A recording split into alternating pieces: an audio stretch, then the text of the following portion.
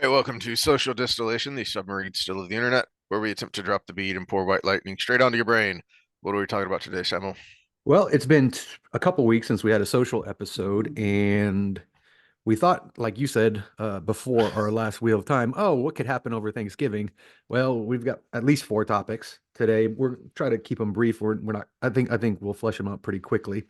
We want to start with Isomorphic's comment on our last one 2 weeks ago, which was a continuation of that discussion, but it's very specific to the the thing I've heard many times in this discussion, especially in the direction of people like Dawkins and stuff, of, oh, well, it's actually your fault that this is happening because secular humanism, it took away the religious values and left a hole which allowed the Marxists to come in. And I'm going to argue against that a little bit because there's a lot more to it than that. Uh, but also, we're talk Daniel Penny and that case because Shenanigans.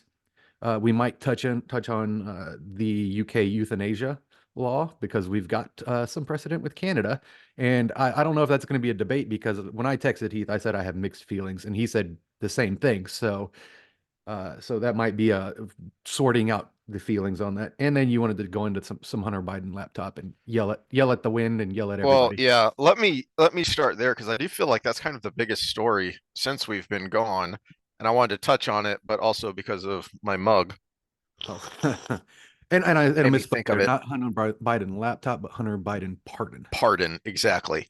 So, um, what struck me immediately when I first saw it, and then this was a lot of the legal people, political commentators on X were making the same point. So I was like, well, I guess I don't have to weigh in because people are already making the point and no one follows me anyway. But uh, the initial defense of it, well, of course he's going to pardon his son. He's a dad who loves his family. Hmm. All right, right. Except this is my very brief legal take on it, but also what's in the news now, which is preemptive pardons of people they think Trump and his administration are going to target. Hmm. If it's just, oh, well, he's a dad and he's going to take the political hit because he loves his son. Okay, but then why didn't he just pardon him for what the plea deal was, which was the tax and gun case, right? That is what he pled guilty to. There was a plea deal for his violation of gun law, both for getting the gun and for disposing of the gun in a trash can next to an elementary school, and then failure to pay tax on all this income. Well, except he didn't pardon him for that because the whole shady point of the tax case was like the Epstein case. It was like the Ghislaine Maxwell case. Um, yeah, the pardon too was unusual because you've got to straight from the freaking AP, which is not Hmm. exactly a right-wing source. The pardon too was unusual, coming before Hunter Biden was even sentenced and covering not just the gun and tax events against his son, but also anything else he might have done going back to the start of 2014.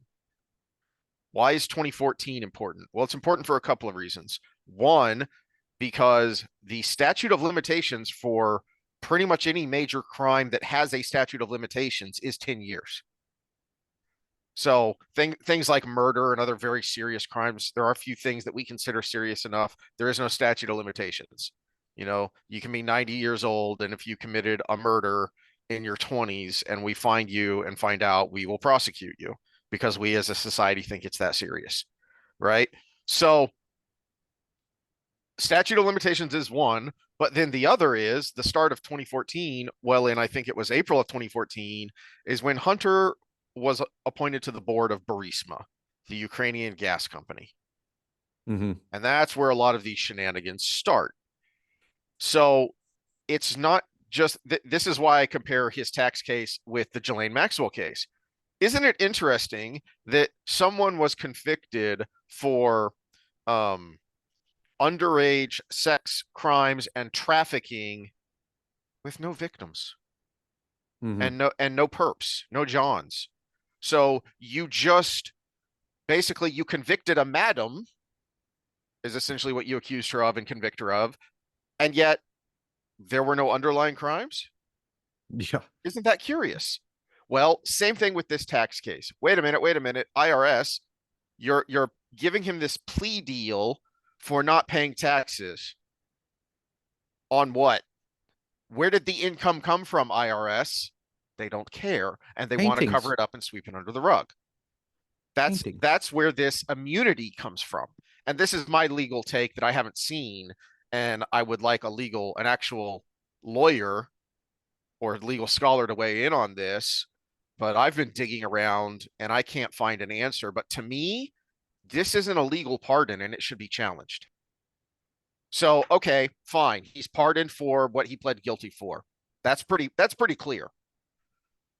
But giving blanket immunity for anything you may or may not have done over a 10-year period, that's not a pardon. That's immunity. That's different. The Constitution is very clear. Now, you could make the case, well, they didn't have the legal term then, and I don't think they did.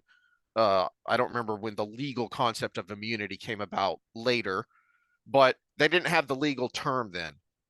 Well, maybe, but to me, it's well understood both philosophically and legally what a pardon is. An immunity is not a pardon.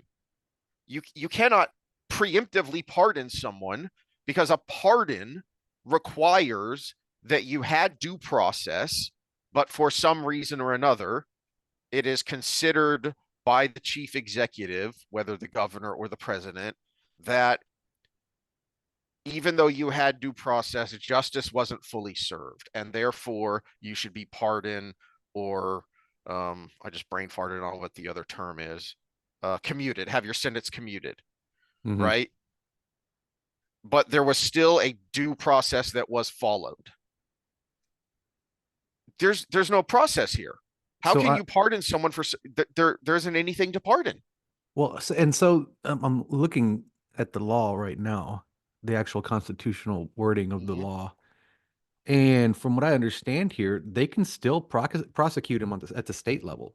Wasn't he Yes, prosecuted by the state of yes. California, There are not by? lots of state crimes that he could be prosecuted for. I don't remember who I saw make this point back when the lawfare against Trump and Trump's people was just getting started, and someone laid out everything that was ever reported and then everything that was in the laptop from hell and said, these are all state and local crimes. DAs here, do your damn job and prosecute him because this is the lawfare against Trump and Trump people is not going to stop until there is a pushback. Yeah. And And here's one of the explanations of it right here. Well, let me highlight the important part. Here we go. So it looks like he can still be prosecuted by the state, and people can bring state civil claims. yes, So a lot of people are saying Biden should pardon Trump, but that actually wouldn't work because those were state civil claims that he was forced to pay all that money to. It was the state of New York that went after that him, the state not. of New York is who's Yeah. going after him. In Georgia, that was a state case. Hmm. The only federal case against him is the one that isn't going forward anymore, which was the um Insurrection oh, one. okay, yes, there are two. I forgot about the one in DC for the whole insurrection quote unquote nonsense, but then also the classified documents one. Okay, yeah, yeah. So there were two federal cases there. But the big ones, the two big ones are the ones in New York. Yeah, the tax case, or the bank case, and then Mm-hmm. the defamation case. Not this is the one that irks me. Oh, he's a convicted sex offender. No, he never was convicted of that. Mm-hmm. He was convicted of calling her a liar Mm-hmm. in that case, which, since he won the case, technically he was right. Mm-hmm. Yeah. So Since he won the criminal case, not the civil case. that's my thoughts on the pardon, and I do think I hope that whoever ends up being AG has the smarts to craft the argument and the balls to pursue it to say, no, that's not a pardon. A blanket immunity is not a pardon, and therefore you do not have the constitutional authority to do that. We're still going to investigate this stuff. Yeah, That and does that's not why I fall went under these specific tax and gun crimes that he pled guilty to. that's why I jumped into the actual article on that. Article is in the constitutional Mhm. article on it, because to me it almost seems like a pardon has to be specific to a conviction. Exactly. Yeah. And that to me is the logic behind there's a lot of people out there going, why is it so broad? Well, it's purposely broad, which is odd because the whole point of the Constitution is to be very strictly limiting. Government power is strictly limited. That is the whole ethos of of our Constitution, and it's what makes the US Constitution unique. So why is this particular thing so broad? Well, it's not actually that broad if you're only talking about federal crimes, which were not nearly as broad then as they are now, and our founders conception of what would ever be a federal crime is nothing close to what we have. I mean, one of the reasons a lot of people on the right, conservatives and libertarians, are just saying flat out, just disband the FBI, is because there's no need for it. There's no point for it. There's a lot of overlap with other federal, but more importantly, state agencies. And there's no grant for it within the Constitution. It is a much too broad organization that makes way too many things a federal issue that shouldn't be. But then the other point is to my legal point, which is a blanket immunity is not a pardon. A pardon is something specific and focused. Again, Mhm. you are pardoning someone who has been convicted of or has been sentenced for a crime. So due process has happened. Yeah, and then it's not like there isn't an avenue for blanket immunities.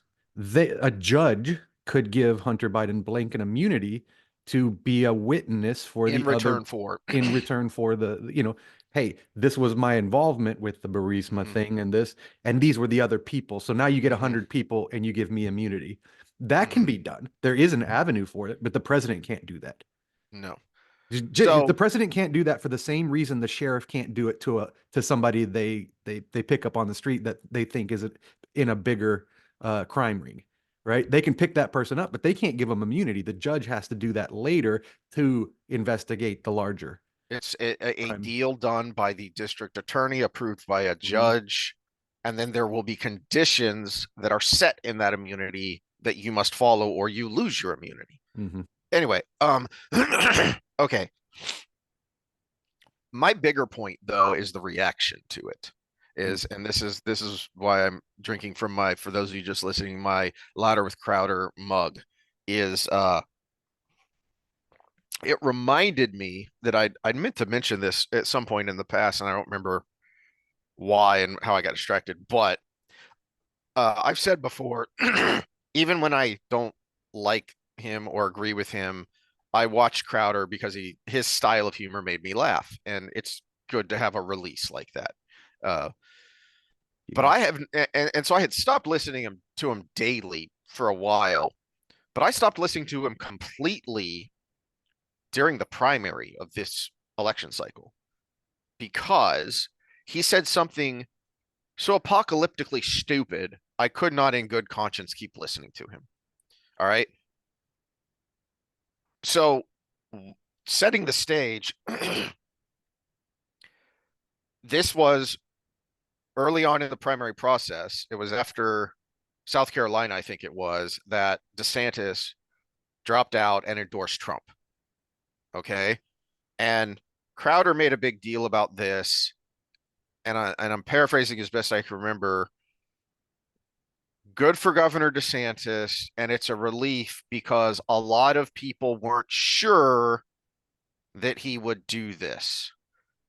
So there was this train of thought amongst in Trump world that DeSantis was going to basically try and stick it out no matter what happened and take a fight to the convention. Mhm. Except that never made any sense. And anyone who knows anything about Governor DeSantis, but also things that he said himself, you would know that was never going to happen.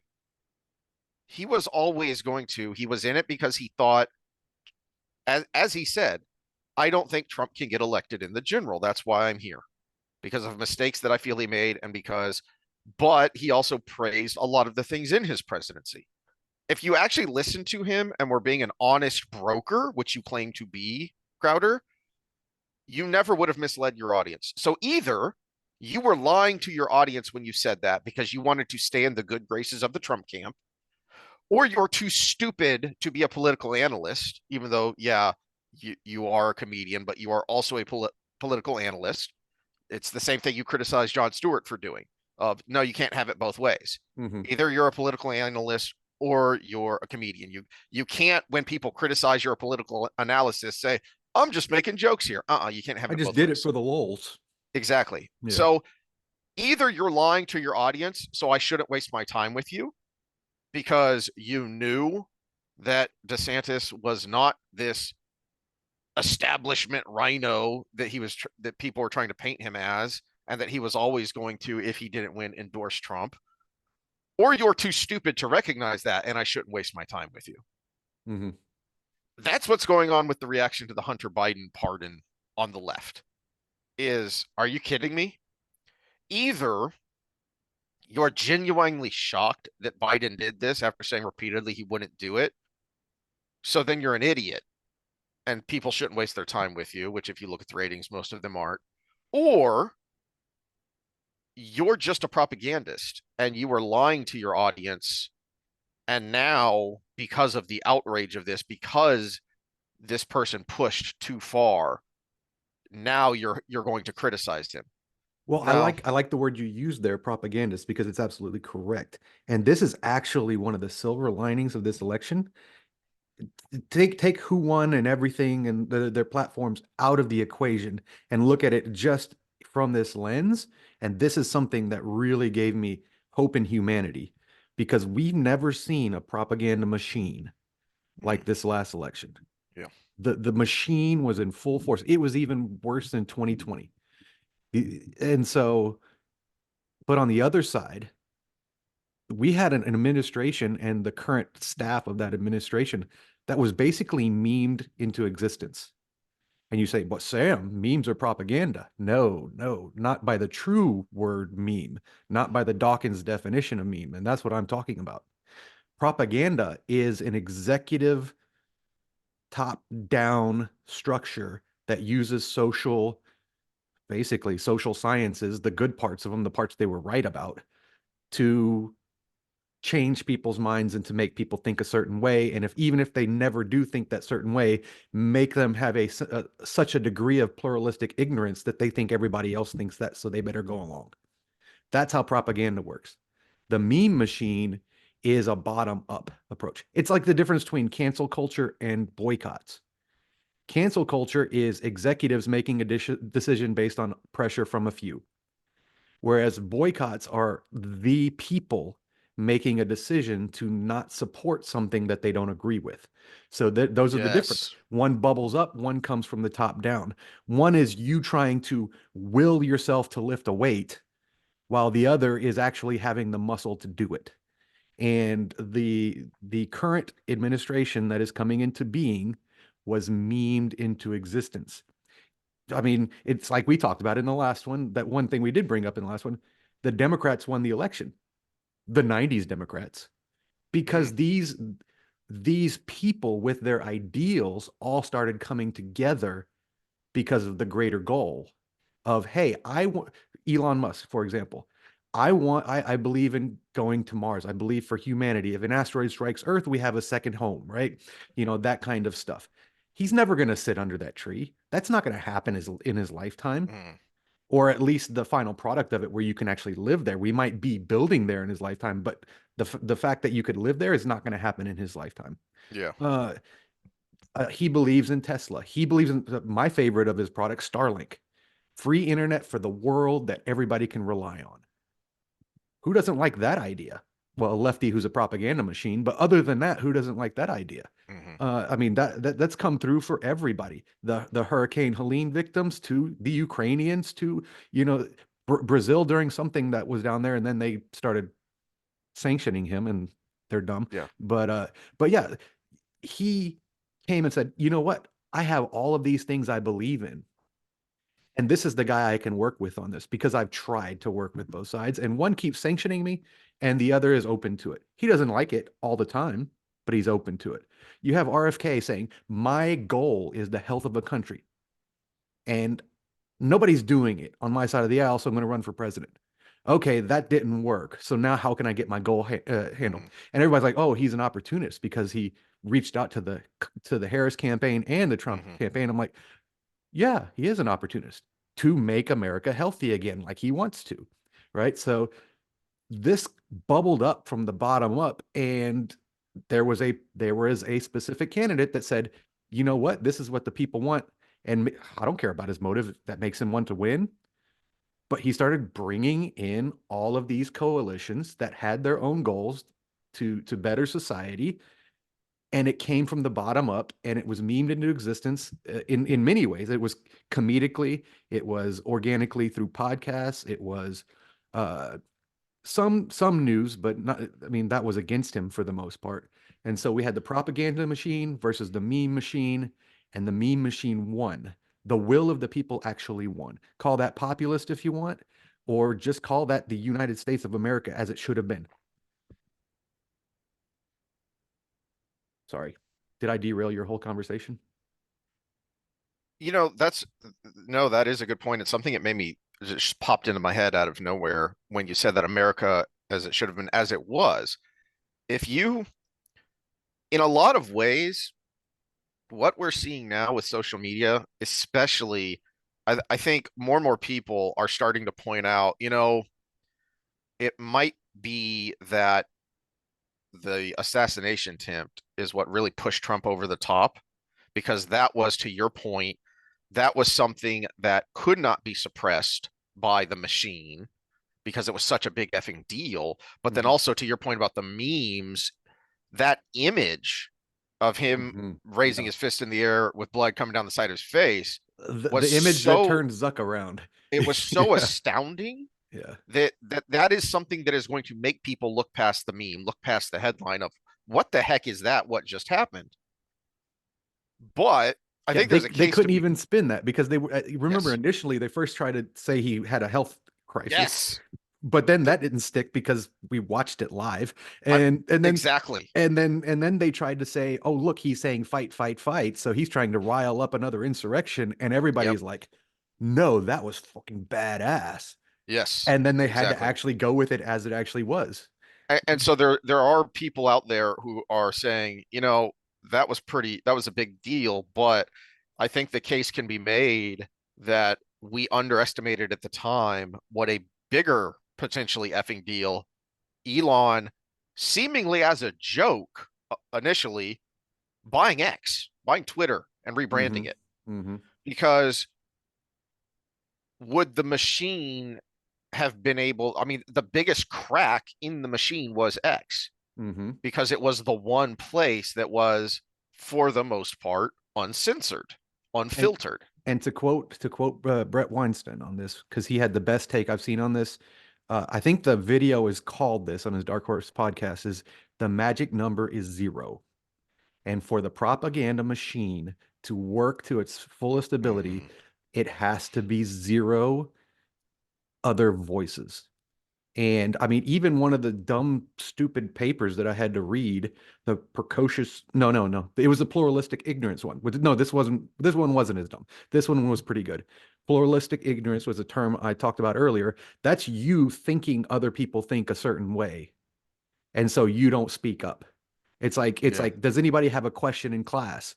And nobody raises their hand because they all think nobody else has a question and they don't want to be the one to raise their hand, right? Mm-hmm.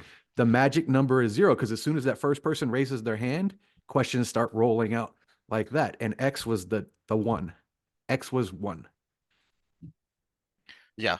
And it was it was a big one because it was part of the machine. It was a major part of the machine in previous election cycles.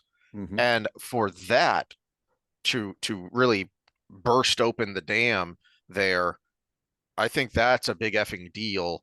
And where I was going with the how it used to be, in a lot of ways, all that did is all the current age of technology and social media has done is make things faster. Mm-hmm. Because actually, if you go back to the really early days, especially, um, in the height of um, printing of pamphlets and political pamphlets and newspapers, uh, there were lots of newspapers on in America. So many because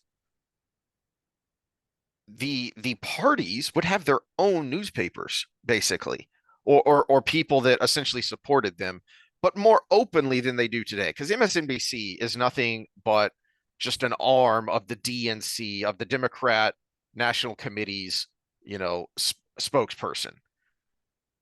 Everyone knows that. Anyone who's honest knows that. But they pretend they're not. Well, back in the day, one of the reasons you have like odd names in of newspapers is like you would have the Georgia Southern Democrat, because they were the pro Democrat Party paper of Georgia. That is where they got their name from. Uh so you had all of these pamphlets and newspapers, and people would read voraciously. So they would consume all of this media and memes. And so you could get a lot of ways the abolitionist movement got traction is because they made the memes, they Mhm. made pamphlets, they made their own newspapers, and then they hustled out there to distribute them.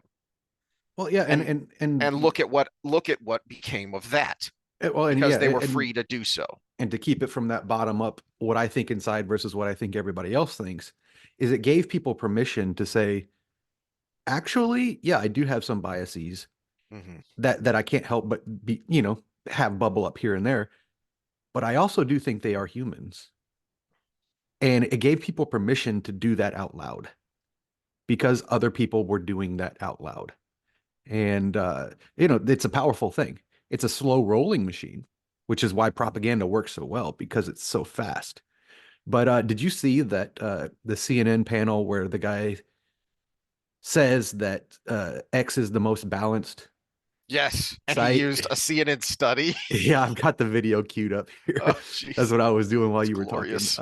Share with sound. We're gonna do this ahead of time. Share with sound. There we go. I heard what you're saying about X. I saw a survey this week.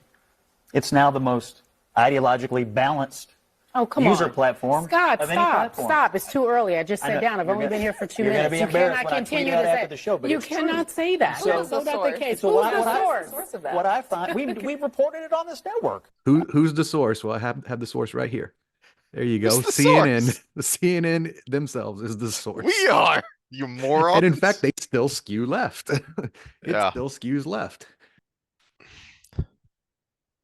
All right, there's gonna be a little hiccup there, technical difficulties. No clue what happened. Zoom just turned off and back on without doing anything. But when it came back on, it didn't like come on the normal way. It came on as if we were still in the meeting. So I'll clip whatever results from that out. And but what I was asking when he said he couldn't hear me anymore was, did he have anything more on the Hunter Yeah. Biden story? Because that's what the actual topic was, and we'll go from there.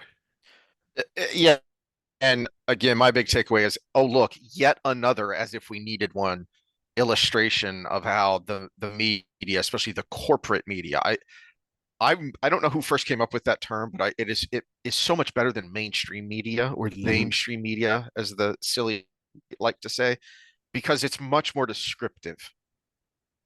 Numbers came out recently that were, and MSNBC was getting dragged on X for how low their numbers are, especially in the key demographic, which is 24 to 54-year-old males, because of their spending habits. That's a key demographic, and in that key demographic, in prime time, they were running like 20 to 50,000 viewers per show. That's abysmally low. Okay. Anyone who watches YouTubers, not us, but people who actually have followings, you're like, but seriously? That's like a low grade YouTuber is someone who gets 50,000 views an Mhm. episode. And there are people, a lot of people out there, Nerdrotic and Drinker, they're primarily pop culture people, but they do crossover into politics, and they get a million plus views on their episodes. So why is Rachel Maddow getting this huge multi-million-dollar contract? Well, because she's propped up by a huge corporate apparatus that doesn't care that isn't dependent on her viewers. Yeah. So Yeah. It's there you go. There's your answer for why they're still around and why they still suck. all right. Because the corporate apparatus has every bit of vested interest that the bureaucratic apparatus does, and that's called fascism. But I digress. But yeah, that's the big picture for is again yet another example of why you shouldn't trust these people or people like them. Which takes us right to the comment we wanted to address from last time, because these people came from somewhere and they came from academia. This is our big swell of indoctrinated folks that have come through here. So I'm gonna read from Isomorphic here. It says, when Sam says that that's what the Marxists did, right? They took over the Department of Education. He forgets to mention that it happened because humanists like him being me, ceded that power to them. By battling indoctrination, Christianity in this case, they created power vacuum for wokeism and Islam to take over. And that's the issue that humanists have yet to answer and to answer for. It was cool to criticize Christianity and all, but they offered no alternative. Now we know the alternative: transgenderism, homosexuality, anti-Westernism, and cultural suicide. Let's swing the pendulum back to Christianity before we self-destruct. Do you want to say anything about that comment before I go into my part of it? Yeah, I agree. That and look, that was that is why whenever it was I brought up that clip of and criticized Dawkins for his, oh my gosh, what's going on? I like cultural Christianity. And my point was, what did you think was going to happen when you tore all these things down? Something was going to come in and fill it. It wasn't going to just continue on in your utopian vision of of the trappings of Christian society without any of the underlying philosophies and principles. What did you think was going to happen? Okay, because so to answer your question, what did you think was going to happen when everybody just stopped paying attention to the long march through the institutions because it's not a big deal? That's the difference here. We say, oh, the God-shaped hole and all of these things. But if you look at the progress by the universal humanists, they made none.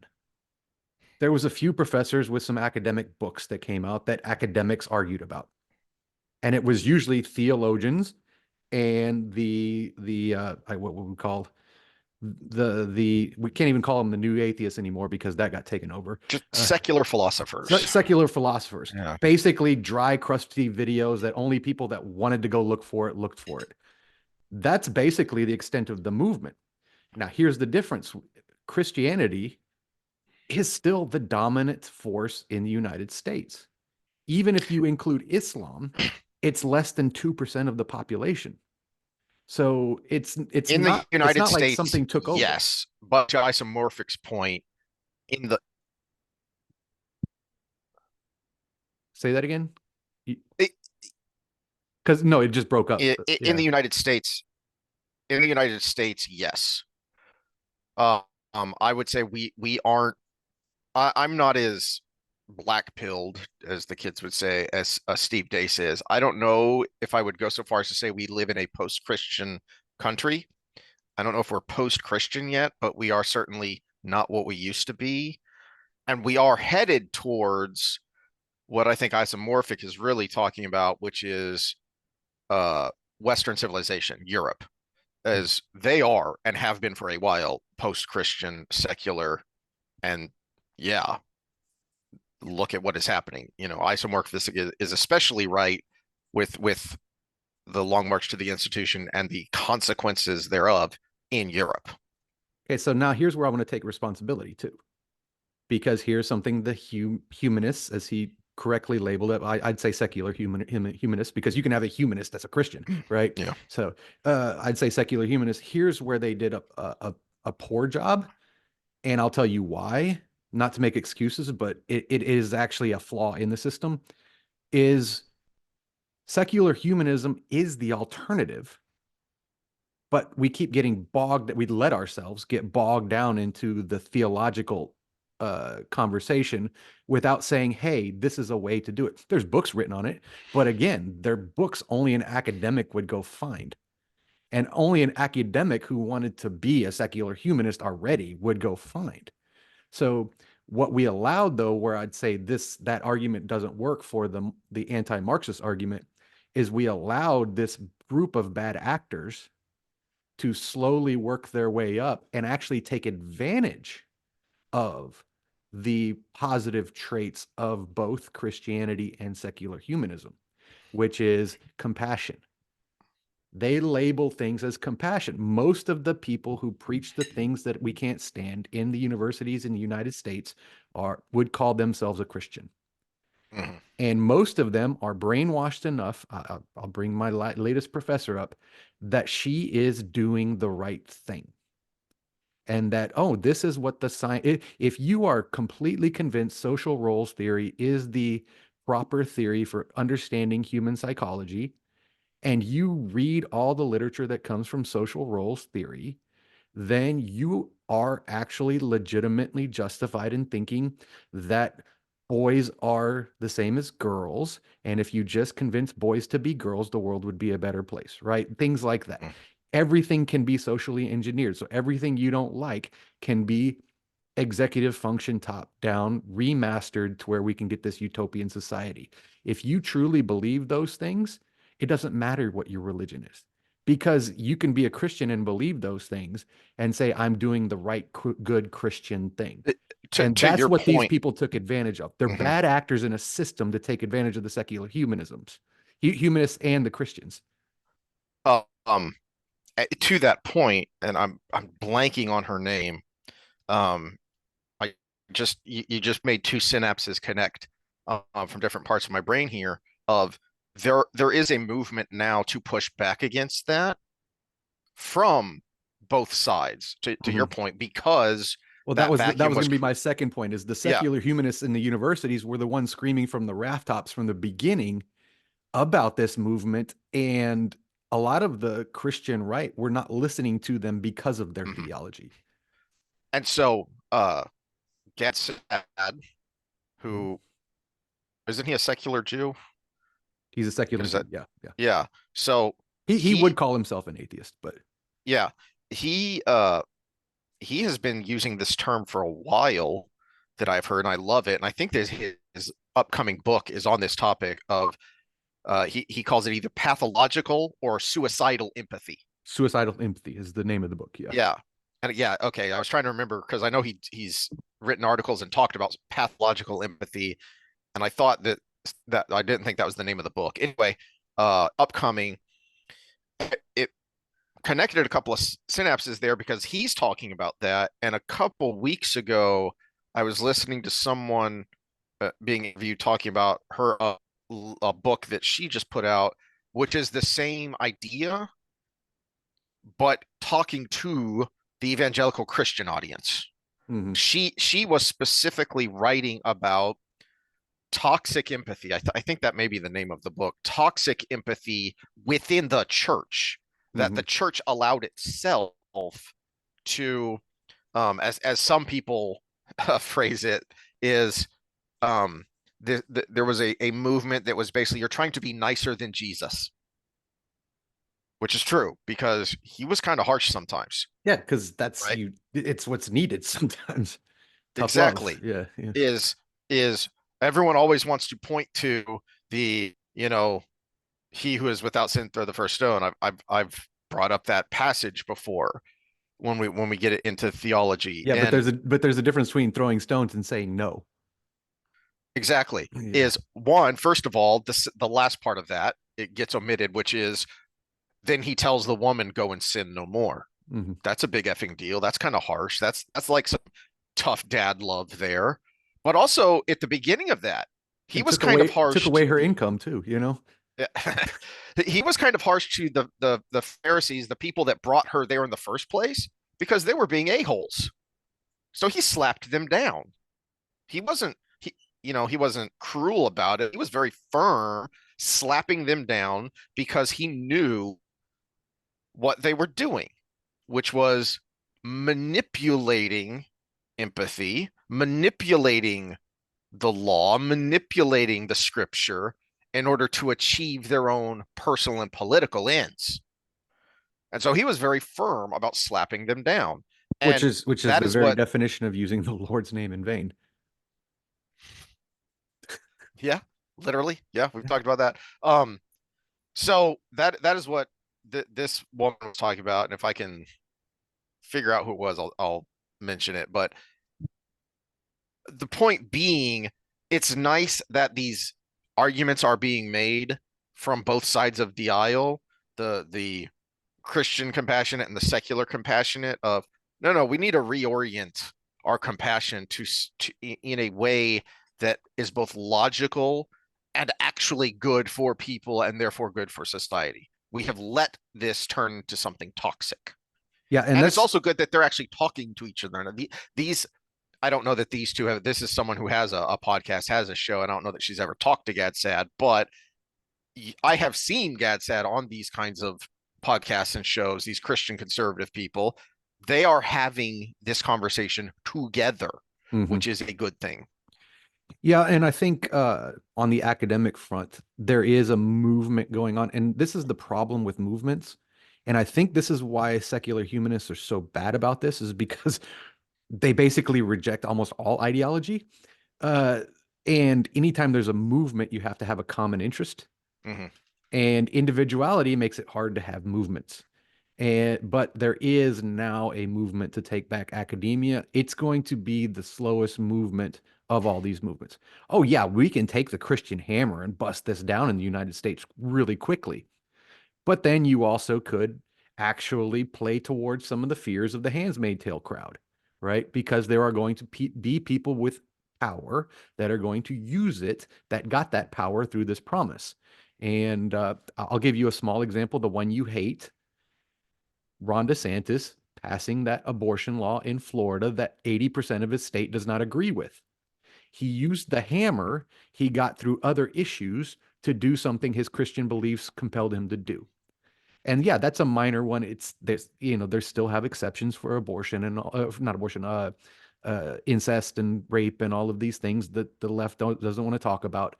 That's a minor one, but it is an example. And it's a minor one, and we have the thing called concept creep. And if we let a minor one through, a less minor one happens, and then a less minor one happens, and then a less minor one happens. And then we have things that uh, we have laws based on parts of the faith that are not representative of the people. And so that's the worry you have to have with the hammer, because you basically crush all the other tools in the process. So there are forces coming in to do it, but I will say it is the weakness of secular humanists, uh, because individuality does not play well to movements. It's the Marxism, same reason libertarianism has never really been a movement. It's always been an idea well, because and even the they're ones too that make busy it a arguing with each movement, they other. chant the same things in a crowd, and I'm like, are you really libertarian? Because you're very communal right now. It's almost But like people are people. so what it actually exposes, and this is one of the things I was listening to John McWhorter and Glenn Lowry talk about old school civil rights movements versus what's going on now in BLM and Ibram Kendi, who they love to talk about because, as Glenn Lowry says, he's an empty suit, and I love it when they do it. But these people become religious figures, and they give them a massive pulpit. And I use that word on purpose because it is not just uh, platforming somebody. It's the term platforming. It is actually giving them a status position with a loud voice to do something. And where the Marxists came in, so Christians do this in their church, Marxists figured out a way to do it in the universities, and then and after they took over the Department of Education, do it in the primary schools and the high schools and the secondary schools, all of those things. So they developed a system for indoctrinating people. And this is where the secular humanists have a big, maybe blind spot. You may be correct in pointing out it's a blind spot, but also just a weakness. They don't have a pulpit. other than some dry, dusty texts. I mean, if you want a compassion religion for the entire world, we should all be Buddhists. But Buddhists are not very good at spreading their message because it's kind of just a laissez-faire, live and let live message, right? Uh, so, and they don't have like, I guess they have the Dalai Lama for the spiritual side of it, but the secular Buddhists are just like, oh, come to my meditation retreat, you'll feel better. That's basically the message. So there's no pulpit, there's no preaching, there's no giving people that answer other than just be good to each other. And oh, here's science. I want to teach about evolution, or hey, I want to teach about quantum physics, or all of these other things. So that is the weakness. And if you want to call it, it's our fault because there's that big glaring weakness, then that's fine. I'll accept that. But other than that, it's not like we did create this big hole because everyone had a blind spot to this movement happening, except for the bad actors that took the power and indoctrinated probably 3 generations of people that are now in charge of everything. And that's what really matters here, and that's why everything is so screwed up for anyone who doesn't know. Is, to your point, 3 generations of indoctrinated people, and well, they weren't. look at all the evangelical churches that were preaching social justice during the George Floyd era. Allie Beth Stuckey is the author, by the way, and the book is Toxic Empathy. And I do believe I saw Gad Sad talk to her. Yeah, and she I don't watch her show, but I know who she is because I think she is or was on the Blaze. But her podcast is much more focused on the evangelical Christian community, and she's also a pretty darn good journalist because one of the things she'll do is she'll follow the money. And she has found that a Golden lot rule. of the mega churches and church organizations that were pushing social justice, their nonprofit groups were being heavily donated to by Soros groups. Mm-hmm. In much the same way that social justice DAs were getting pushed through by Soros funded organizations. It's the same creature. And it has come about because, but back up a second. To finish my point on your point is if you want to know how this happened and all want to be scared, go and read up on the Frankfurt School. I've mentioned them before, but this was a group of Marxists, academics from Frankfurt. And when they got driven out of Germany, I don't remember what it was. I think it was the 30s. They came to America, specifically Colombia. And the problem Marxists had in the early 1900s was Russia. Russia caused a problem for the Marxists because remember, the conceit of Marx is that this isn't philosophy, this is science. This will happen this way. There is a formula to human history and human culture.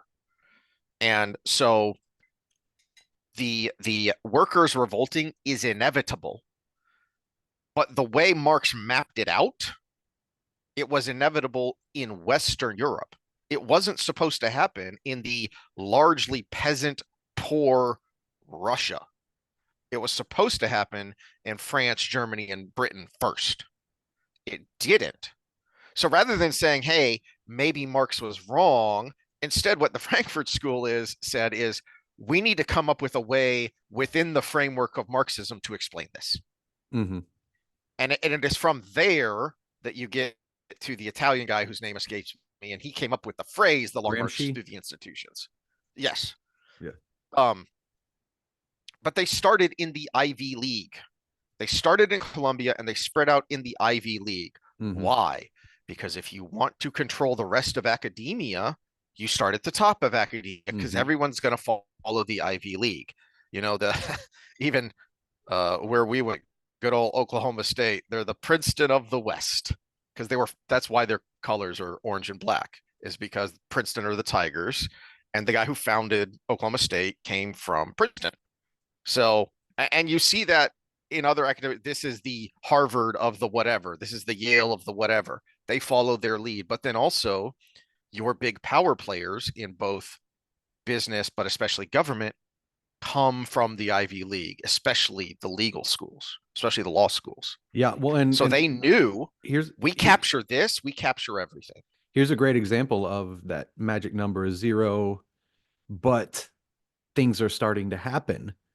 The University of Austin just opened, Mm.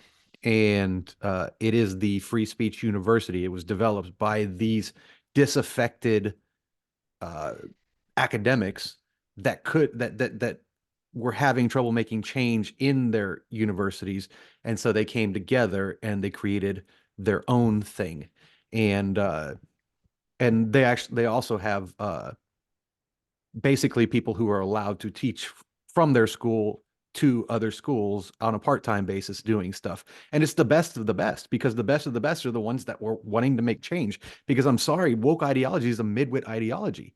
You Mm-hmm. only get to places of power.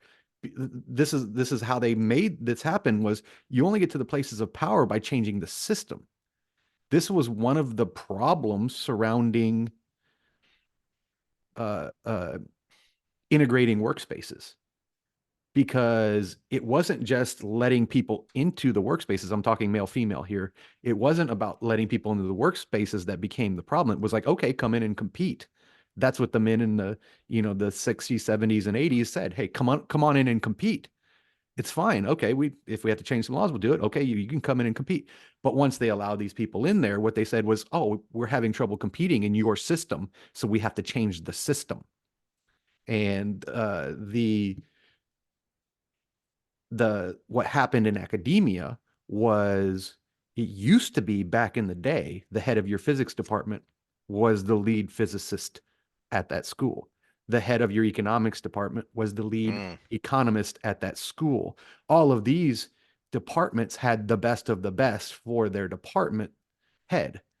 But what happened was, we created a system where, oh, well, you can't do all the things in that part of the job that are administrative. So we're going to get a Department of Education of Physics person in charge of the Department of Physics, because they have all those other skills that are managerial that you don't have. So now you have basically a midwit that doesn't understand physics well enough to actually do physics in charge of the Department of Physics. Same thing happens in medicine.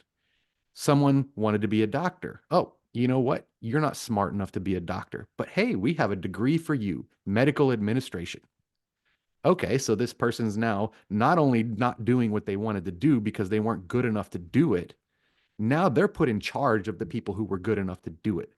Because what people don't know about the United States medical system is the standard of care for a hospital is not set by the doctors at the hospital.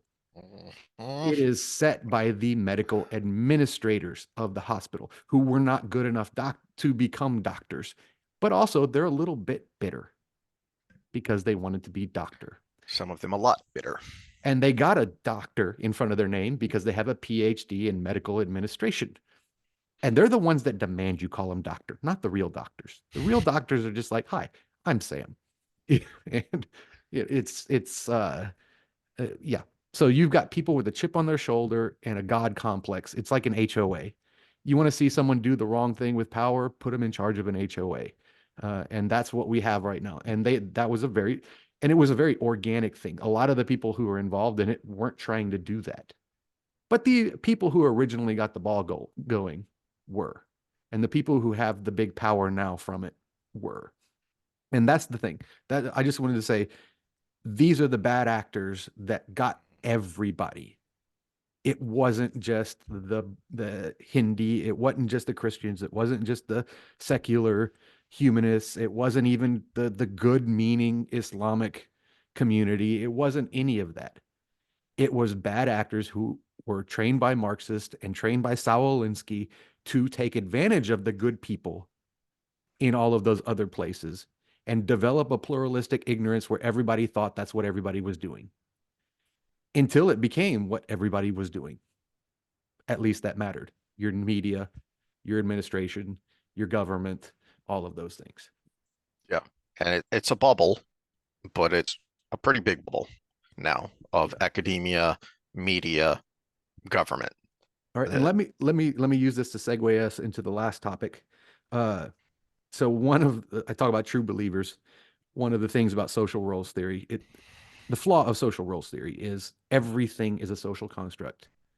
And not only that is the society determines everything, which if you look at an evolutionary psychologist or biologist, misconception is everything's biological. No, they believe in social roles, but they believe a lot of social roles are an extension of our biology. Like, oh, men protect the women. That's a social role, right? Men feel the need to protect women. Social roles theorists would say because society tells them that. Evolutionary psychologists would say because that's the way it had to be. And because that extended phenotype became the meme, then the social role came out of that. So yes, the men protect the women. Men should be protective in general to the weak is where it extended to, which is true. It's extended to protect the women, protect the Non-toxic children. empathy. Untoxic empathy, yeah. Protect the children, protect the other men that are weaker than you from men that are in between, right? That kind of thing. Find the people who are punching down and stop them because those are the bullies, right? Daniel Penny, he protected the weak. And now he's fighting for his life, basically, because you lose 10 years of your life in prison, you've lost a lot of your life, right? I don't know what the actual punishment for the charges he's going for, but it's probably going to be somewhere around there if he gets convicted.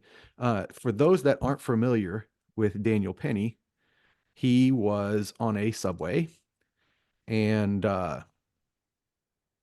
there were people being harassed and attacked by another person on the subway, a very disturbed individual, and he defended them, put him in a chokehold, and the guy ended up passing away. Now he's on trial for manslaughter, and there was a second charge to it. I'm trying to Criminally negligent homicide. Which is the what way they're that's still worded, I'm considering. like, that sounds like manslaughter to me. But Yep. yeah. But so what happened was he went on trial, and the jury went in for deliberation, and basically it's been a hung jury for a while. Mm-hmm. And so there are people holding out on both sides. Some people saying he's guilty, some people saying he's not.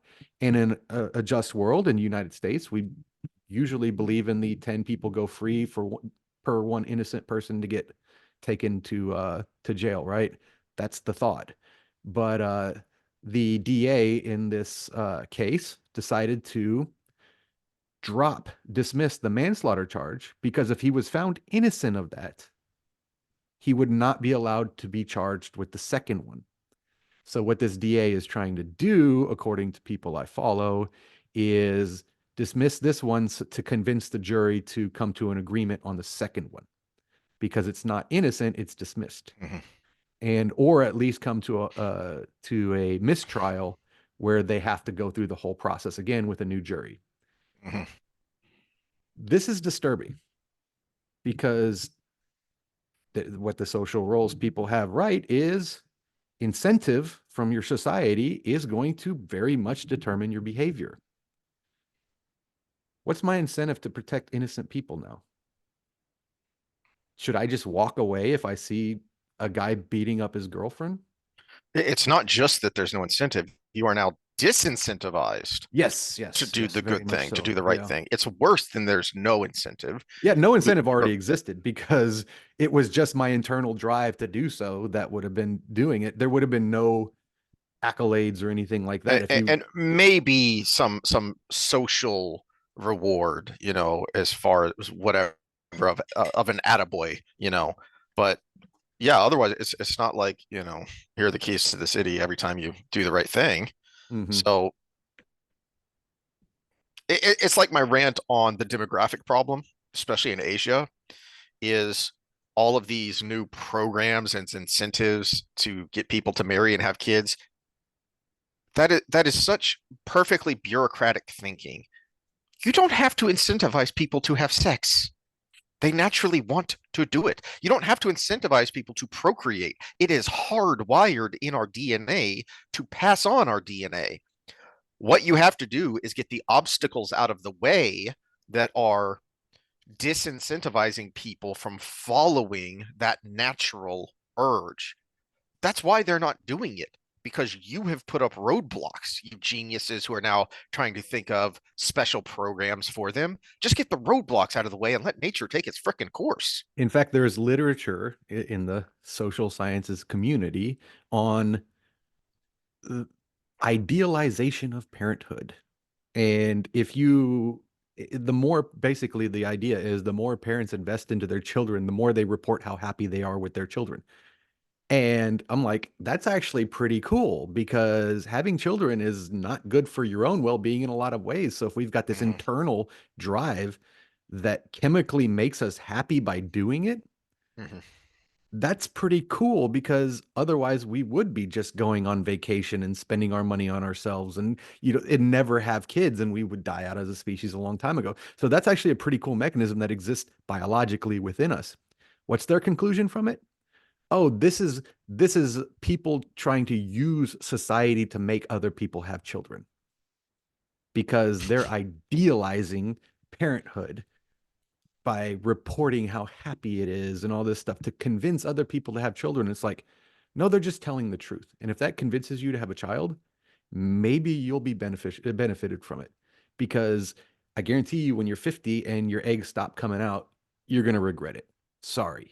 Because most women do. 80% of women who choose not to have children regret not having children. And that doesn't include the women that couldn't have children. Those are the ones that didn't have children. And yeah, maybe there are things biologically within us that make otherwise hard things rewarding. And one of those things is actually being masculine when it is necessary. Because toxic masculinity is actually emasculine. One of the great studies we had to read, and God, I had to hold my tongue so much in this class, but I did pipe up a little bit on this one. When you threaten a man's masculinity by making him do something like braid hair or wear pink shirts or all of these weird things that social scientists love to think is threatening to masculinity, men get more aggressive. On the political spectrum, only left-leaning men get more aggressive, not conservative men.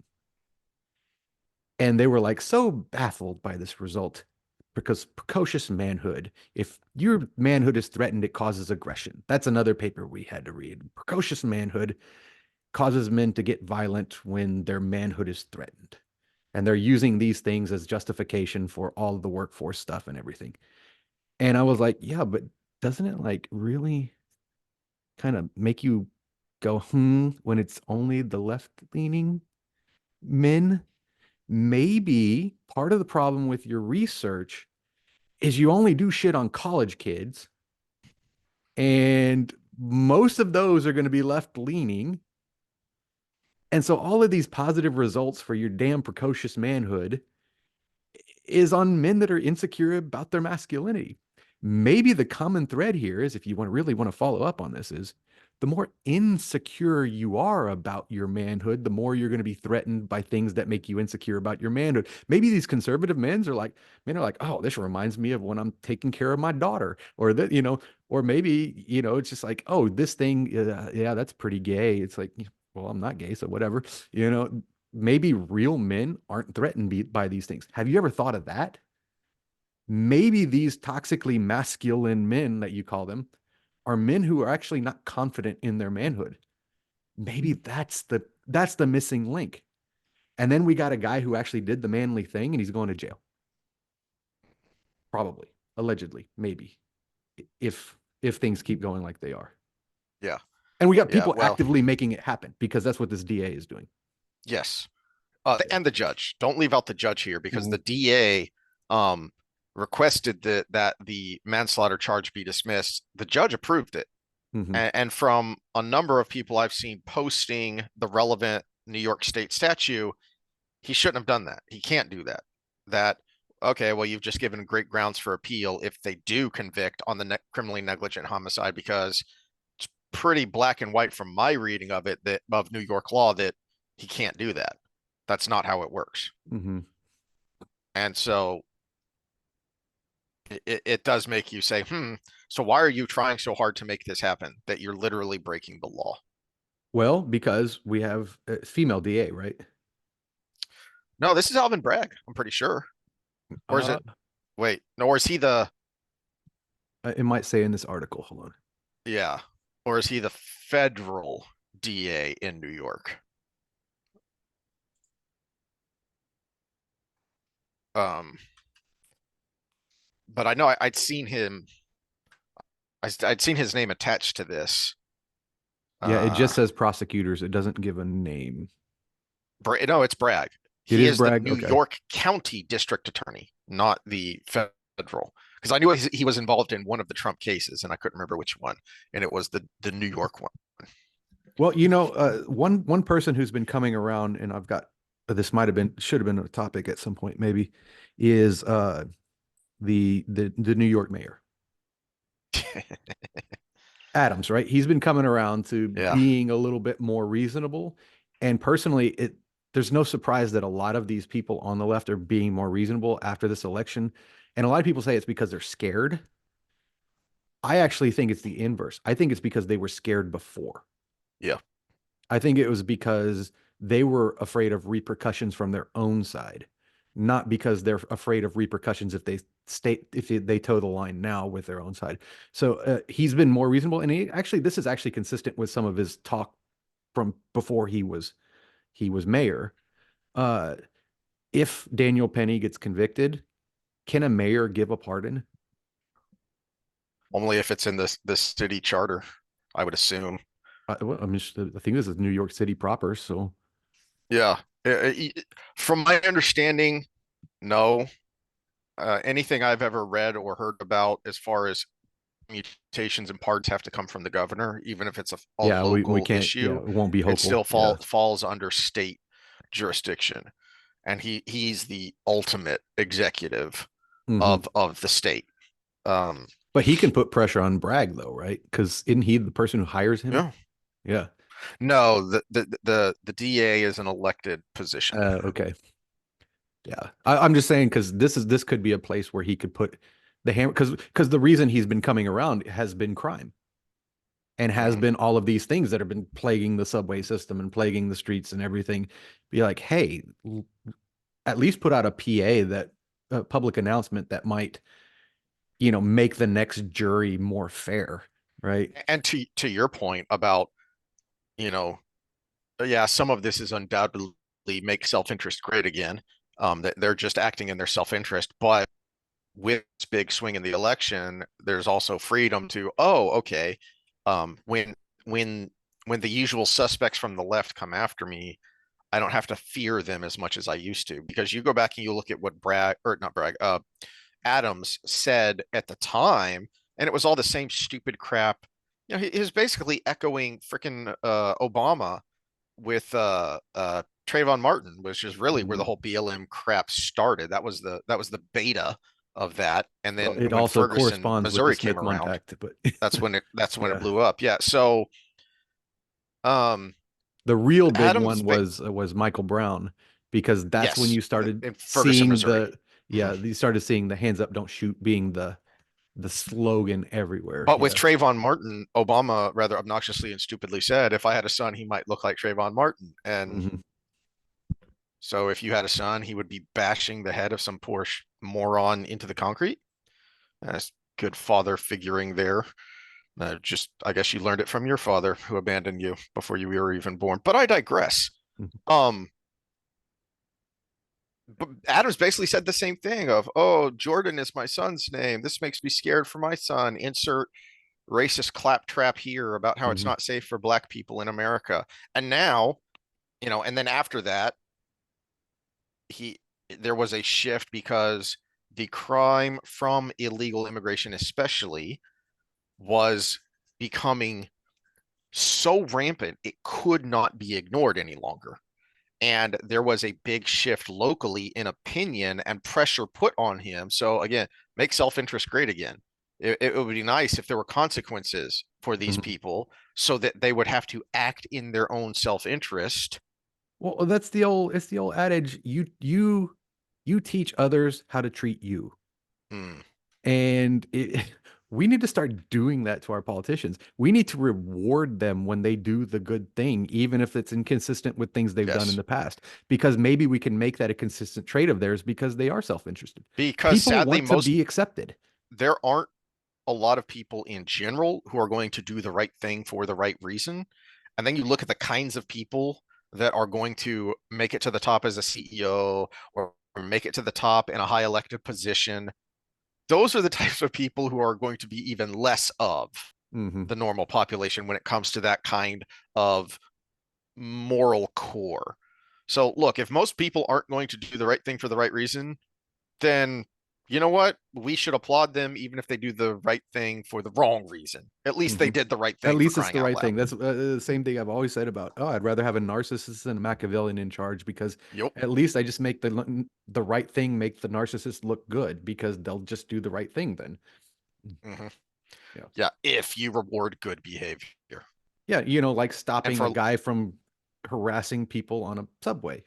back to our previous ranting about Marxist infiltrating all of this is one of the evils of cultural Marxism is it's not that we're not rewarding good behavior anymore, it's we're actively rewarding bad behavior Hmm.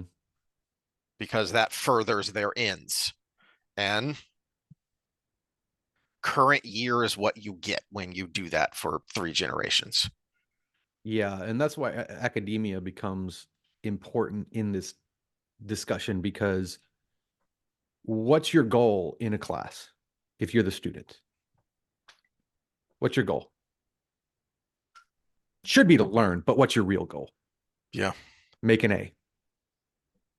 And if saying something that your teacher preaches against threatens that grade, you're going to take the first step to changing yourself by saying what he or she believes instead of I what need you believe. I need to protect my transcript so that because Mhm. the goal is the degree for either going to a graduate school or law school or med school or getting into the workforce. So the better your transcript looks, the better that next step is. So you keep your head down Yeah. and you do what And you're supposed to do. it did cause a lot of stress in my life, but I maintained my integrity by sticking by honesty in this social psych class. And in fact, because it may not show up on the camera here or we'd have more followers, but in real life, I'm actually quite charming and she is still female. She does identify as she, her. And there were times where I had her going and then I would see her face like, oh, no, no, no. No, you're saying the wrong thing. And I'm like, oh, you were just into it for a second. And it was kind of fun. Not that I like messing with people's minds, but some certain people deserve it. And it was uh it was great being the one voice in that class. I think that was my purpose in that class, not to make an A, not even to learn. I did learn a lot. I mean, there's good things to take from everything you go into, but it was so satisfying seeing the other students look at me like I was an alien and then start nodding their head as I was talking because reality always wins eventually. Reality always wins. And these are people that have been taught for the last, they're grad school, so they've been taught for the last 4.5, 5 years that basically the only reason men say the things and do the things they do is to continue the patriarchy. And when you start talking sense and it's like, no, young boys are struggling because of this, or men don't do that for that reason. Some do, but not really, not all of them. Maybe it's a fact that there's competition now. You create you have a market that used to be 100% men and now it's 50-50. There's less jobs, right? That's numbers. That's not threatening your manhood. That's threatening your livelihood. There's a difference there. Yes. And so, you know, you just discussing these topics and they start going, and he was like, maybe do you benefit sometimes when men are more chivalrous? Well, yeah, you do. Maybe you should be encouraging it, you know, with your femininity. If you encourage it with your femininity, maybe their masculinity would actually appear a little less toxic, right? You know, all of these things and just seeing the head start nodding. I even, this one girl that came in and she was completely bought into the body positivity thing. And she was about 100 pounds overweight, you know, even bringing her around gently. Because by the end of the class, actually, I had to berate one of the other people in the class, which was one of the few other guys in the class, in front of her because he has no filter and he would just actually be Oh, the spectrum guy. Yeah. yeah, spectrum guy. And he was like, yeah, you should shame me into being in shape because if I'm not, I'm like, no, right in front of her, which there's a difference between the person who's creating the ideology and the person who's fallen for the ideology.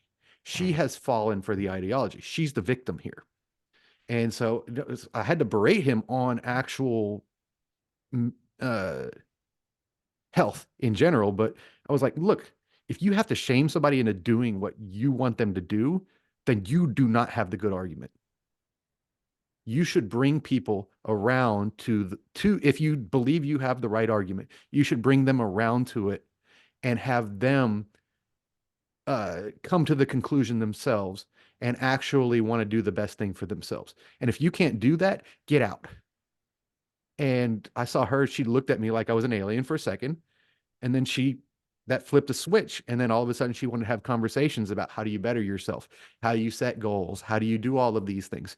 And it's like, yeah, that was, I think the biggest contribution I had to that class was I was this voice they haven't heard since they've been in academia, because there may have been people that were in the class, probably mostly white males, that thought the things I did, but they hid. They didn't pipe up and they didn't say what they had to say out loud because they were afraid of their grade.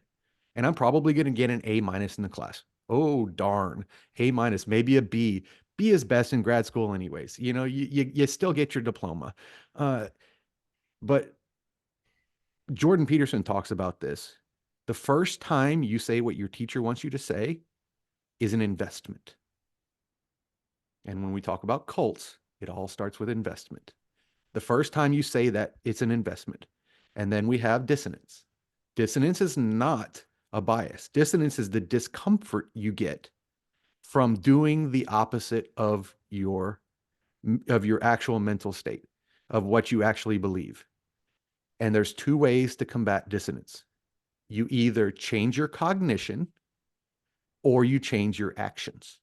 And if you never change your actions, you have to start changing your cognition. So you start believing the things you're doing, because that helps you not be internally pained. And I think that's what happens to a lot of people in those situations. So that's why academia is so important. They know that. The bad actors know that. And when people walk by the bad thing happening on the subway, they have to either change their cognition or change their action. And if they don't start intervening and they always walk by, they have to internally justify that this is the way it's supposed to be.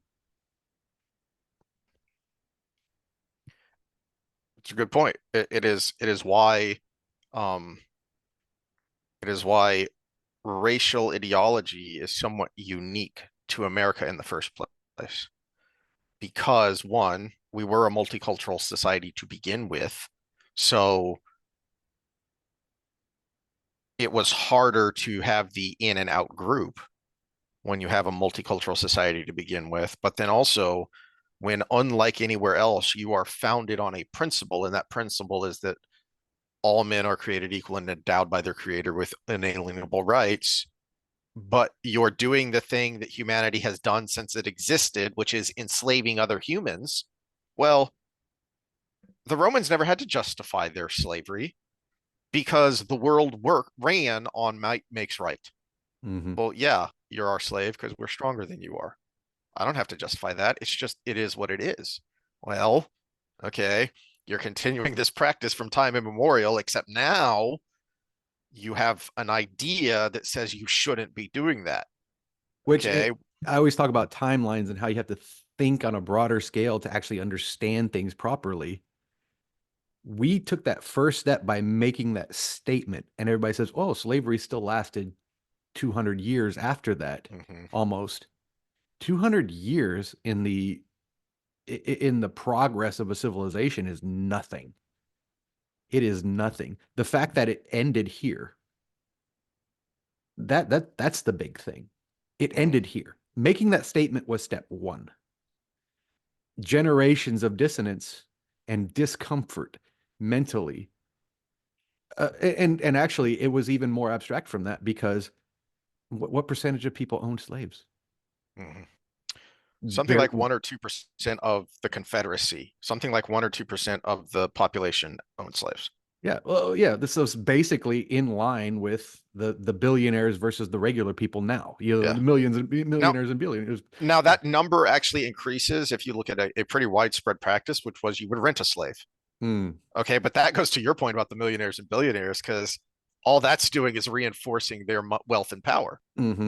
You're actually just reinforcing the wealth and power of the owners. Yeah. And so, when you're detached from something, it's a little easier for you to not think about it. So the only people really thinking about it were the people benefiting from it. The system justification was great in them, and it still only took, 150 years or so for things to really get going. It's not like Lincoln just walked out and said this and everything happened, right? There was a process to go with it, with the Underground Railroad and abolition movements and all of these things that were coming out of it, which didn't move as fast back then because they didn't have social media. They didn't. Almost nobody even had a telegraph, right? So it was something that's going to be a slow roll, and it still happened relatively quickly from a societal standpoint. The evolution of the United States was quicker than the evolution of dog breeding. It's That's a good point. I'm gonna steal that analogy sometime. I just made it up. I'm gonna write that down. Hold on. Yeah. Yeah. That's, boy, you talk about, oh, why did it take so long? Well, actually, it didn't. That's what's astounding. Thomas Sowell makes that point frequently. I can't remember which book it was. I think it may have been Black Rednecks and White Liberals, where he really hammered on the point of the problem.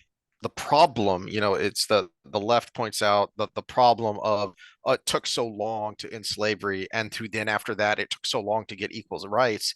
And Thomas Sowell makes the point of, no, the fact that it happened at all is astounding. You look through the course of human history, both written history and even what we know of prehistory, and it's, wow, the fact that it happened at all is pretty freaking remarkable. And if the social role theorists were correct 100%, it never would have happened. If there wasn't a biological need for justice and fairness, a biological need to be human, to the humanism, if there wasn't a biological need for that to happen, the system would have continued to justify itself, because that's their theory. System justification is all about the individuals in the system doing everything they can to justify the system, whether it's conscious or not. And if everything is socially mitigated, then there would never be a change in a system. There would have to be biological outliers that make things happen. And I don't think if it would have happened if the United States wasn't founded on an individualist mindset and biological nature, because we were the people that left where we were. It's a good point. So my closing thought here, you just I mentioned this when we watched the Lawman Bass Reeves show, that's a story I've known about for a while. Yeah, and I'm going to start Landman here soon. So that was a story I'd known for a while. It just was shocking to me that it took so long, but not shocking if you know Hollywood, that it took so long to actually make that story. Because it is one of the many astounding biographies that most people don't know of America. And isn't it funny that it's the least woke producer now that did it? Yeah. Yep. So I want to end on another biography, and it took me a second. I couldn't remember her name, but I remembered enough about her biography to find her. And so this is from the Smithsonian Magazine. So to your point about nature versus nurture, The answer is and yes.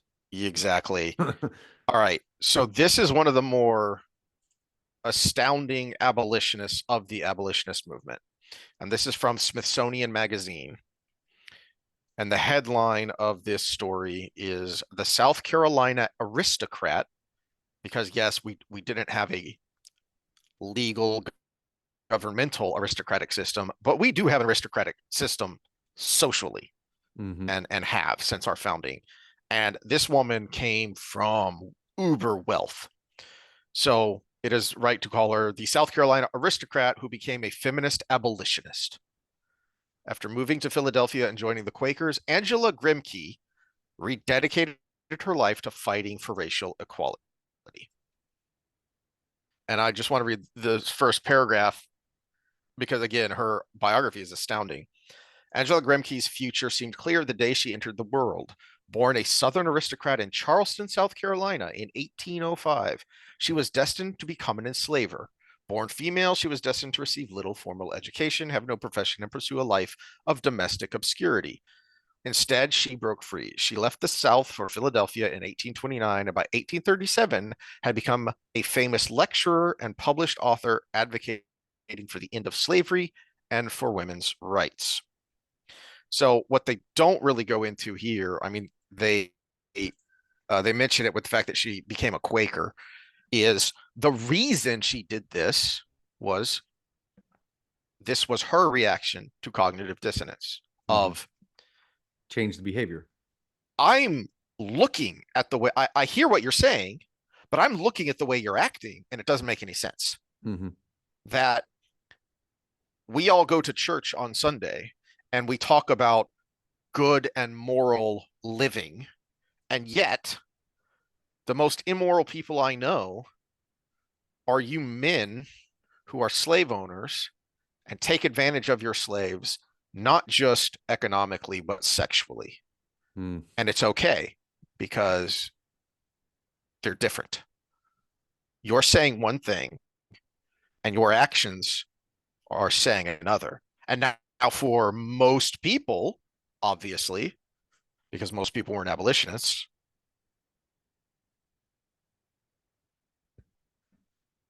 Okay, you kind of went away there, but I could still hear you. Okay, are we back on? Okay, there you are. You froze, and I wasn't sure if it was doing what it did before. Well, you froze, but I could still hear you. So everything you were saying was coming through, but your face was frozen. So hopefully it was still, I mean, it seemed like it was still recording because it said recording stops. Yeah, so okay, so but you were talking about abolitionists. Yeah, abolition, and she was saying, I see what you're saying, but I see what you're doing, and the sexual I know stuff. where I was. Yeah. Okay, so I just wanted to know where I heard you stop. So yeah, did you want to finish that out? Yeah, let me finish that thought. Yeah. Go ahead. It should be recording. It said I heard recording stopped. Did it start up? Did you unpause it? I have a thing that says recording. Let me pause. Did you hear it? It said recording in progress on my end. Okay, yeah, so yeah, we're going. Okay. We're going. Okay. So technical difficulties. Most people, they also saw, all of these aristocrats, they saw this incongruity, but most of them chose to just tweak their mind instead because they'd rather not change their behavior. They're just, well, no, it's okay because those aren't really people. We get to treat them like this. Really? Is that that doesn't make any sense? Yes, but it lets me do what I want to do. Angela Grimke said, no, that's wrong. And then she actually did something about it. Did something pretty big. I mean, she lived in the lap of luxury of the early 1800s. And she said, I will leave all of this to do the right thing. Yeah, which is actually one of the problems with the Marxist March, because they piggybacked on something, which is all the positive things that came out of some of these academic institutions. because you said she was a lecturer, she was an educator, she was all of these things. They piggybacked on the success of those things. We look Yeah. at the civil rights era, it was Dr. Martin Luther King, right? He was a civil rights, I guess philosopher in a sense. These other movements came out of this same thing, but it wasn't the same people. It wasn't the same ideologies. I mean, we had a little bit of Malcolm X, who was kind of a Marxist for a time until he went and found religion, which ironically was Islam, which turned him into a more peaceful person, which was kind of weird. But and then he got shot for being more peaceful, which is also kind of weird. But it's these positive things did come out of these learning environments. We see it back in the ancient Greeks. Why was Socrates killed? Because he was making people think. And when people started to think, they started to see the injustices around them that actually did exist. Fast forward to modern social justice theories, hypotheses, if you want to even call them that. They're using that same tool to tell people what to think instead of letting people think. They're saying, this is what's happening. Here's the science. See this paper that says the thing I want you to see?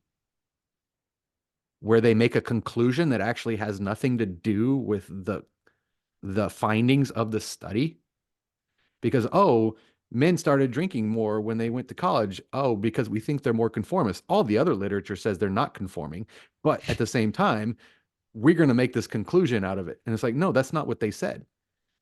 They said they thought other people would be drinking more. And then halfway through the semester, they said, oh, I'm actually drinking more. Maybe they were just being honest. Maybe they like drinking. Maybe they were competing. Who knows? There's a big difference between competition and conforming. Don't tell my social psychology teacher that, Dr. J. But because she argued that isn't competition just conforming? And it's like, no, it's not. Because conforming is going to the mean. Competition is increasing the mean. Because everybody's trying to be the top. There's a big difference there. And so, all of these things. So yeah, but it's the way that they took advantage of something that was good. And they're taking advantage of good people. It doesn't matter who they are or what their beliefs are. They're taking advantage of good people. And they're creating an ideology that preys on the altruism of human beings because we're a social species. And they're trying to socially engineer everything, which is a bad thing because it sucks and it's making everything horrible. But it's a good thing because I think we've hit the phase where reality is winning. And the social constructionists are finding out that they can't construct whatever they want. Not in a population as diverse as ours. Maybe it works for 1930s Germany. Maybe it works for the Lenin Revolution. Maybe it works in those times with those populations, but it does not work in the melting pot of the world in the 20th century, who was founded on individualism. It keeps almost working, but we find a way to be like, hey, wait a minute, I am still me. That is a good place to leave it on an up note before I bring us back down. Because yeah, that is a potential positive if you have the will, the intestinal fortitude and character to do something about it. So back to the abolitionist movement as an analogy, slavery was horrible, but it was easy to ignore because it was such a small percentage of the population that actually dealt with it. So if you've never read it, go read Uncle Tom's Cabin.